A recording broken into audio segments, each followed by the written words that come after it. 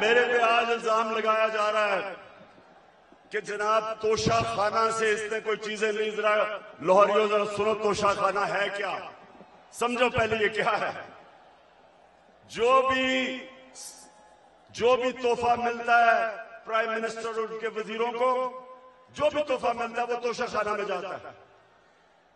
ان کے زمانے میں جب توشہ خانہ میں پریزنٹ جاتا تھا تو یہ 15% پیسے دے کے جو حکومت کو جاتی تھی وہ خرید سکتے تھے. ہم آئے, ہم نے 50% رکھا, 50% حکومت کو جاتا تھا اور جو بھی ہم خریدنا چاہیں ہم خرید سکتے تھے.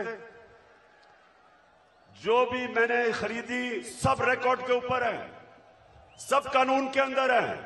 اور آج میں آپ سب کو یہ بھی بتا دوں کہ میں نے ان پیسوں سے جو میرے گھر کے نیچے سڑکیں جو عام لوگوں کو بھی فائدہ پہنچاتی تھی وہ توشہ خانہ کے پیسے سے سڑک ٹھیک کی, حکومت کا پیسہ نہیں لیا.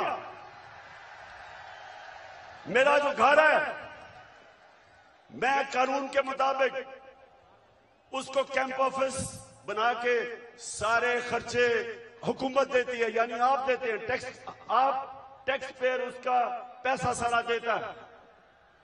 میں اپنے خرچے دیتا ہوں. میں کوئی نہ لاہور کا گھر نہ وہاں کیمپ آفس نہیں کیا, اپنے پیسے سے وہ چلایا.